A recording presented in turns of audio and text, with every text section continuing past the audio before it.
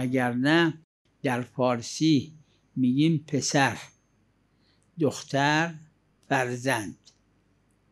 پسر یعنی پسر، دختر یعنی دختر، فرزند یعنی فرزند، چه دختر چه پسر، به هر دو فرزند. در عربی هم همینجوره. ابن یعنی پسر، بنت یعنی دختر و ولد در عربی یعنی فرزند، چه پسر چه دختر.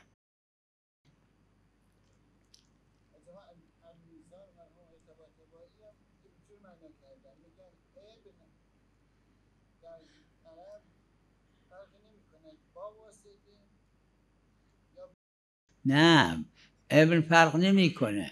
حضرت امام حسن عسکری هم ابن رسول الله که با واسطن.